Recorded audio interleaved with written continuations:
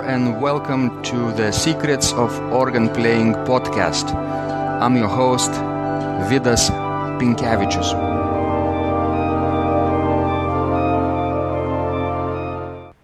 Welcome to Secrets of Organ Playing podcast number 75. Today is Sunday, January the 1st, 2017. Happy New Year to all my listeners around the world.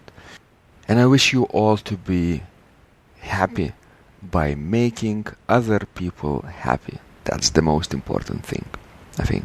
And today's guest is an American organist, Dr. Jesse Eschbach, who is a world-renowned expert on the French organ culture in general and Aristide Cavaille-Coll's organs in particular. Dr. Eschbach is a graduate of the University of Michigan, where he was a student of Robert Glasgow. He completed his education during a 5-year residency in Paris as a student of Marie-Claire Alain and Marie-Madeleine Duruflé. Since 1986, Dr. Eschbach has served on the faculty of the University of North Texas as the full-time professor of organ. Dr. Eschbach has several CDs to his credit.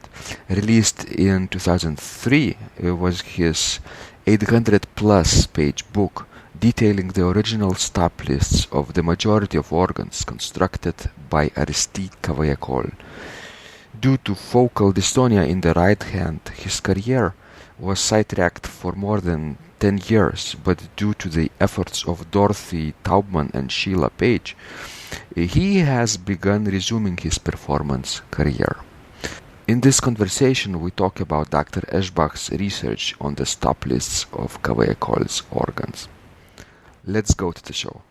Dr. Jesse, I'm so delighted we're finally having this conversation about the topic that is so fascinating to many organists and lovers of organ music around the world, namely stop lists and specifications of Cavaille-Coll, which is your tremendous expertise. Thank you so much for your time and generosity of sharing ideas today, and welcome to the show.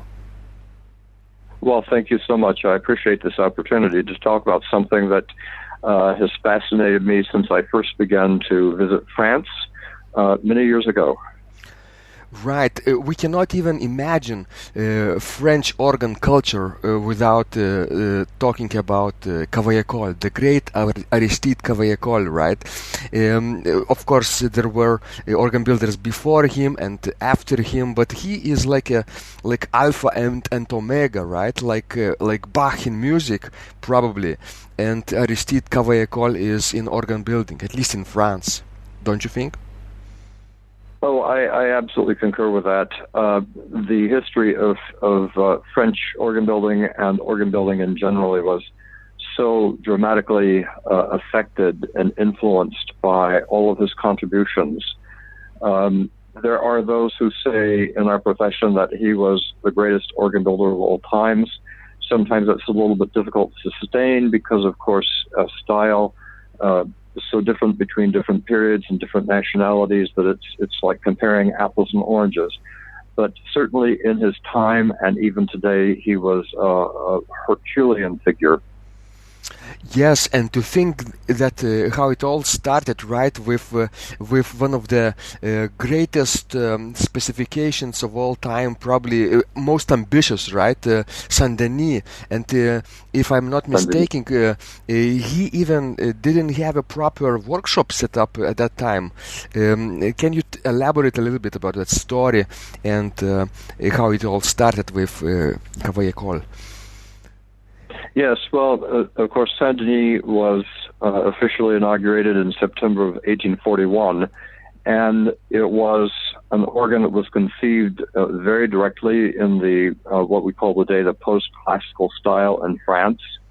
It was a monumental, it is, because of course it still exists and still plays, not exactly as it was heard in 1841, but with relatively few modifications. So it was conceived as a 32-foot organ, meaning that the lowest principal stop, the montre, in the organ was a 32-foot montre playing from the cantor.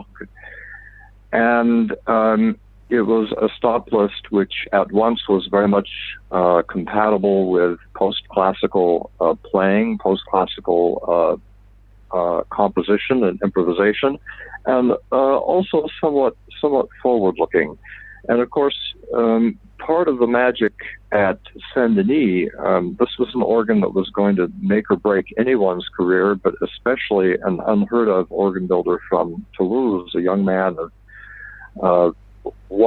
in his 30s at this point.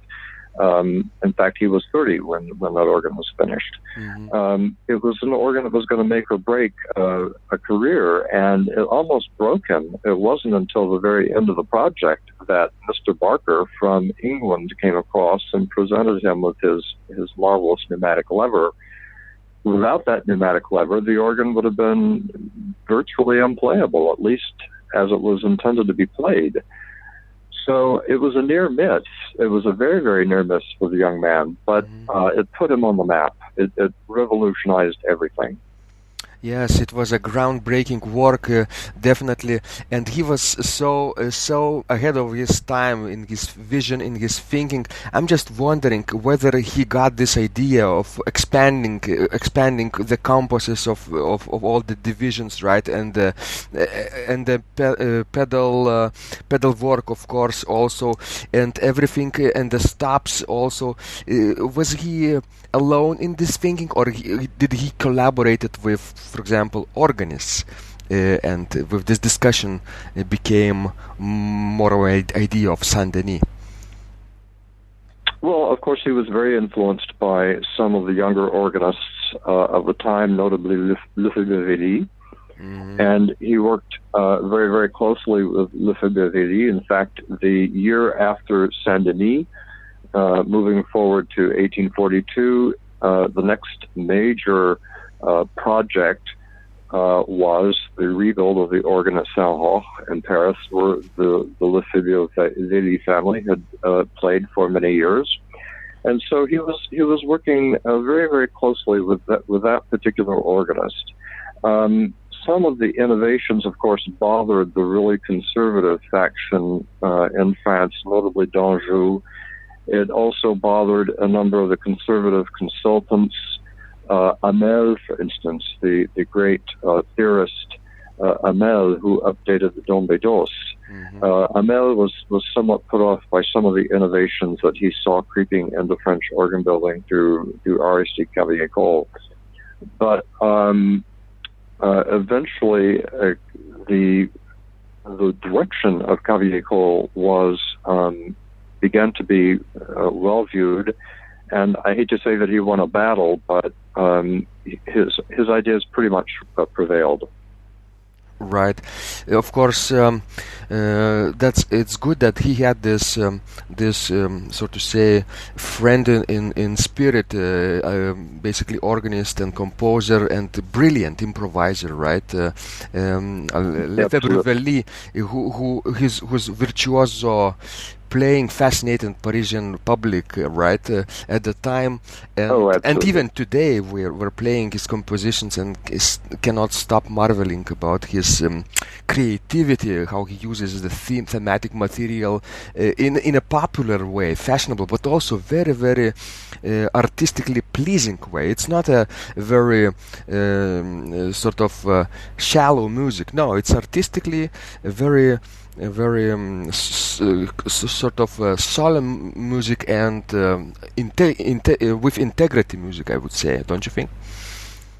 Well, I think it's very picturesque. I think it's absolutely in sync with the time. Thunderstorm pieces, of course, he excelled at that genre of music, and that had been in the wind. Lefebvre-Vely simply did not invent that genre at all. It had been in the wind for a very, very long time. They were popular in the 18th century, and Lefebvre-Vely simply brought that genre to, shall we say, a level of perfection. And of course, his best-known pieces come to us from the Saint-Sulpice era. After 1863, he published a number of volumes of L'Organisme Moderne, and we find all of these ideas coming together. We find the famous scène pastorale for Midnight Mass, Christmas Eve Midnight Mass. That's perhaps one of his best-known thunderstorm pieces. In fact, my doctoral students just examined it a few weeks ago.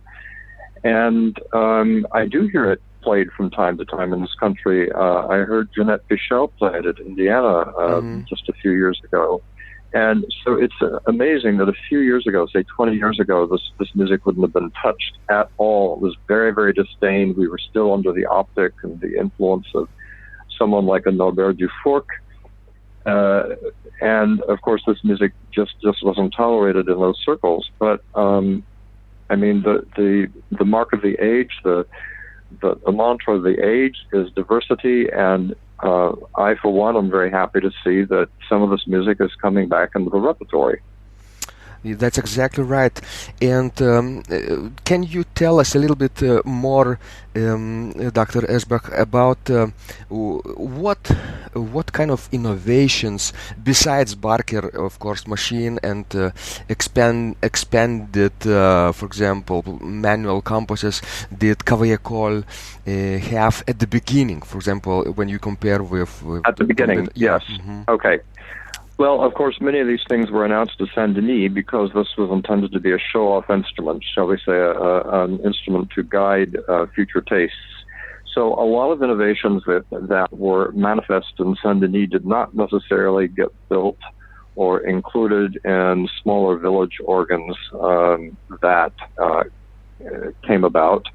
But to name off some of the more significant innovations, the compass of the Récy keyboard at Saint-Denis is a full 54-note compass, which matches then the Cantor, Bombard, and Positif. So that was somewhat innovative, but not the first time. There was an instrument built by Hamel in the 1820s in Beauvais, which I think had a certain influence on Cavaille-Coll, and on that instrument we find that Hamel's Récy also had 54 notes. It was full compass. And so it's not exactly the first time it was done, but certainly in the Paris area probably was the very first to have a full 54-note compass. And of course, enclosed in a swab box. Now there had been other smaller instruments up to that point that also had some swells, but in any case, this was a slightly larger swell division without 16-foot stops, I hasten to add. Enclosed in a swell box. Then, of course, as you mentioned, the Barker lever playing from the Cantor, which allowed for keyboards to be coupled and still everything playable.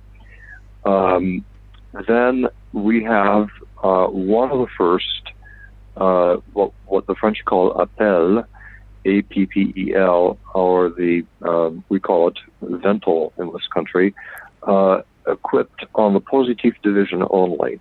Right. So a large chunk of the Positif keyboard, about half the stops, were commanded by this appel, this Vental, which simply means that it was a double pallet box, and the stops that were on that double pallet box did not play until the appropriate pedal was activated, which then brought wind to that pallet box. And that pallet box was divided bass and treble so that you could just have the wind in the basses, or just the wind in the trebles, or the wind throughout the entire compass. So it's interesting that on that organ it was just on the Positif, but for the time being it was just that one division at Saint-Denis. Also, of course, harmonic trebles. Cavaille-Coll had been experimenting with harmonic trebles in his flutes and in some of the reeds, and he states this very clearly, that by boosting the carrying power, the solidity, as it were, of the trebles, he hoped that organists would not have to, what he felt was, sully the trebles of the reeds by adding cornet stops. Exactly. Because of traditionally in France, it was necessary to bolster the trebles of the reeds by adding cornets, and Cavaille-Coll felt that this detracted from the sonority, the overall sonority of the reed stops. So he intended, by by bolstering those trebles to give them greater carrying power in the concours of the instrument. And he largely succeeded, but it's interesting that organists refused to give up the cornet stops. And Cavaille-Coll seems to have been very happy to continue to build them or preserve them in many cases when he was working with older work. Mm-hmm. Exactly. So we can't say that he ribbed the organ of the cornet, because he absolutely did not. So those are some of the more, shall we say, progressive features of that organ. It's also interesting to look at the more conservative features, because, as I mentioned, this was a 32-foot Montague. So you have one of the rare 32-foot plana in France. So the Grand Plangeur was based on a 32-foot malt, and then a 16-foot, 8-foot, 4-foot, 2-foot, and then a series of 4 mixtures: the grosse fourniture, the grosse cymbale, and then the regular fourniture and cymbale. So it was quite an array, and of course the Plangeur was then available also on the positive. So it's quite a splendid sound at Saint-Denis. Right, and of course, Dr. Eschbach, would you say that his investigation into furnitures and mixtures also was a big part in the early work of Cavaille-Coll, or it happened later in his career?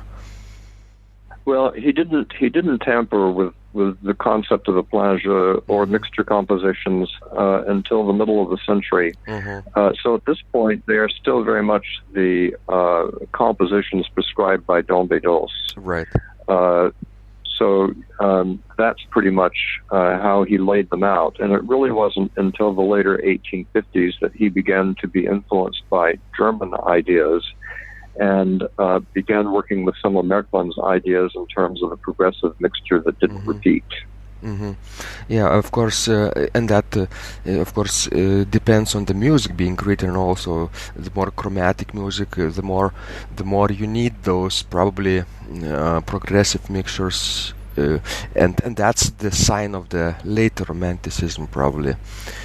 Uh-huh. Well, yes, but also it's a question of registration and registration habits in France in the 1840s, 1850s, and even beyond were still very much practiced from the older periods, from the 17th and 18th century. And by that I mean that the integrity of the plangeur and the integrity of the conjure, the two were never mixed. Mm-hmm.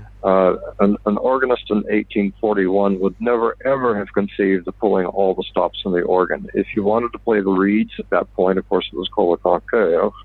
And if you wanted a concours, you fashioned them with reeds and a certain number of foundations. But you never, ever employed mixtures in that composition. That doesn't happen really until the end of the 19th century, at least across the board. There were organists experimenting with this, but it did not happen really with any kind of systematization until the end of the 19th century, which is why Widor's Gothic symphony, the Symphonie Gothique, is so significant, because at the beginning of the first movement he writes tutti, and then he has to explain what his tutti means. It was a very, very new concept, even in 1895. So an organist playing at Saint-Denis, a post-classical organist, never would have married those two choruses together. But the plangeur harmonique that begins finding fashion in the middle of the century, certainly one of the things that was being tried out, that plangeur was probably more intended to be used in a big reed chorus to kind of bring together the classical plangeur and the conjure. Mm-hmm. So Cavaille-Coll was very much in back of this. Cavaille-Coll knew German organ building very well. The tour that he did throughout Germany and other areas in 1844 was extremely influential on Cavaille-Coll.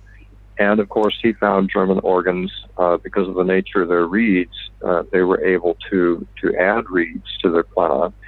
and he was bound and determined that French organists were going to be able to do the same thing. So that was a very, very big part of what he was trying to do later on in his work. So talking about his later career, with his maybe mature output, right? What's the most significant monument comes to mind, Dr. Eschbach, today? For a later organ? Yes, for a later organ. Well, I mean, there are several. It would be difficult to put one over the other, but we're so fortunate that we have Saint-Sulpice intact. Mm-hmm. I mean, the monumental organ of Saint-Sulpice with 100 stops, and that's essentially, with few exceptions, that's essentially the organ that was created in 1862, which has been so carefully preserved under Vidor Dupré and now Daniel Roth. And then I don't think you can mention those last organs, the last period of his career, without talking about Saint-Ouen in Rouen, which is exactly as the builder left it. None of the stops have ever been changed. The action has never been changed. It's very, very much intact. Mm-hmm. And I mean, I love to tell stories about that instrument because I've had so-called early music specialists who specialize obviously in 17th and maybe some 18th century music, and they go to Saint-Ouen and they're so blown away with the experience that they come away saying, I think I've been converted. It's a pretty interesting experience. It's simply a transcendental instrument, simply transcendental. And even for a person who didn't travel right to that place, if one listens to the Supreme recording, right,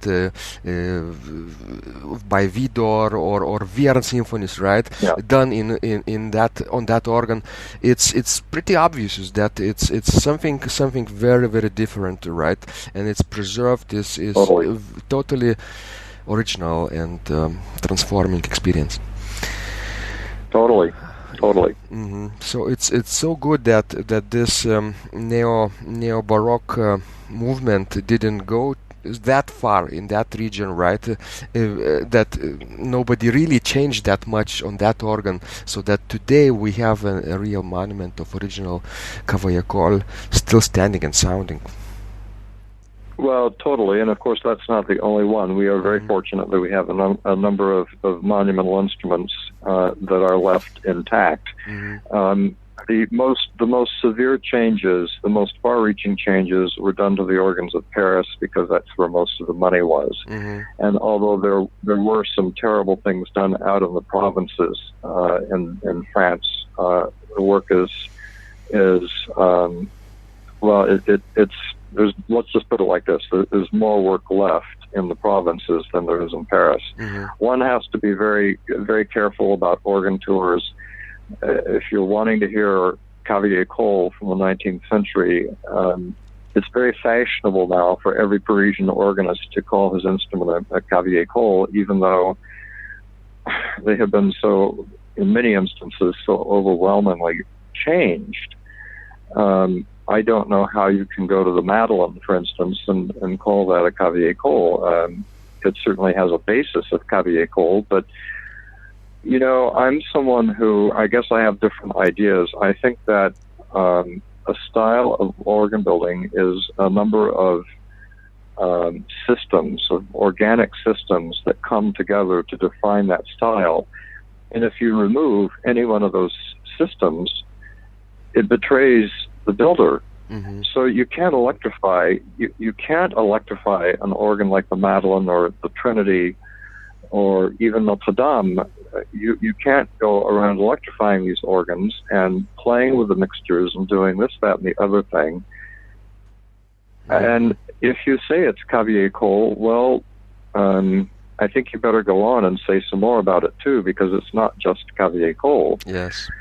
And I'm somewhat bemused, but also frustrated with some of the Parisian organists who were kind of, in my optic, trading on that name. It's just this unstoppable desire to play everything with everything, right, on that instrument. Let's say Notre Dame, or so you could go from pianissimo to fortissimo in split second and without any mechanical friction, and that wasn't the case in Cavaille-Coll's time, was it? Absolutely not. Absolutely not. The action, the voicing, the stop lists, the winding, everything works together. That's what comes together to build a monumental style, and everything works together. And I don't want to annoy any of my friends at Notre Dame, and certainly I applaud the work, all the work that Bertrand Cattiot has done to that instrument. It's just sensational. What Cattiot has been able to do with the organ, but at the same time it still is an electric console played from very much an Anglo-American console. Yes. And so I think it's going in all the right directions, but at the end of the day, we have trouble calling it pure Cavaille-Coll. I don't think we can do that. That was lost under Pierre Cochereau, who had the organ electrified and severely rebuilt. But as I said, I have the greatest respect for the work of Bertrand Cattiot and the decisions that the titular organists have made at Notre Dame. I was blown away the last time I heard it. I could not believe the progress that had been made. And because of those titular organists and because of those great organ builders who are working today, right? Maybe it's evolving. This instrument, it's like a evolution of Cavaille-Coll, right?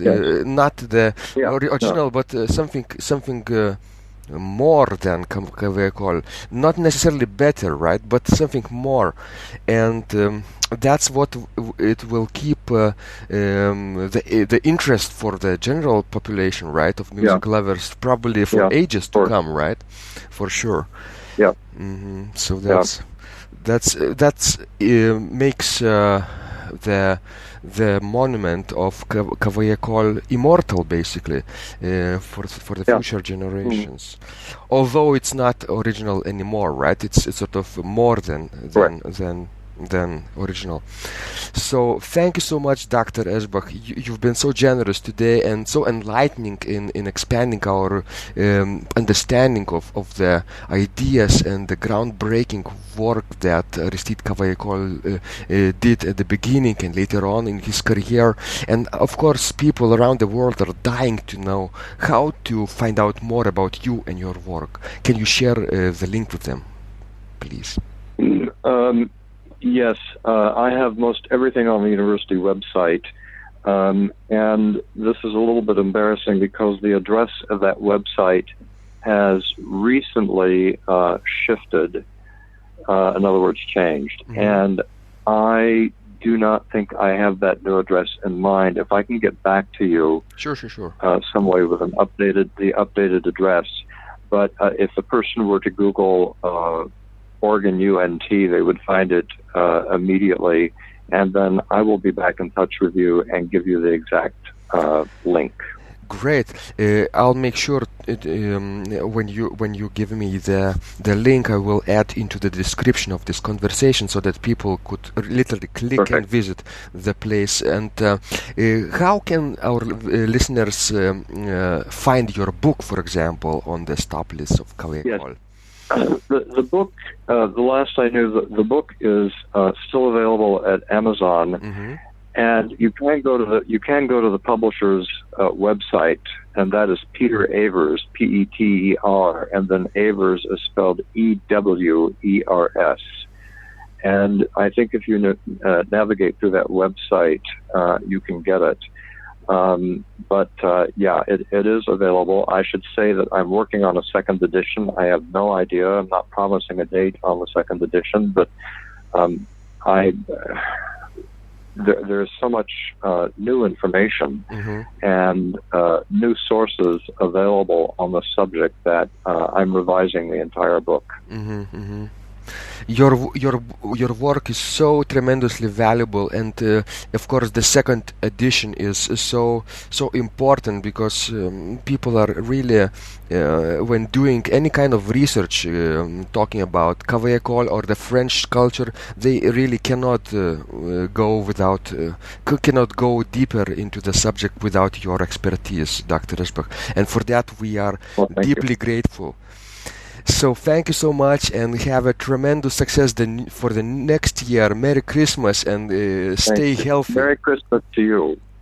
Merry Christmas to you, and thank you so much, and I look forward to staying abreast of everything that you do. Thank you so much, Dr. Eschbach. If you liked this conversation, I encourage you to visit my blog, Secrets of Organ Playing, at organduo.lt, where you will find lots of insights, practical advice, and training for every area of organ playing. You can subscribe to this blog for free to get your daily dose of inspiration and to be the first to know when any of my future podcasts roll out.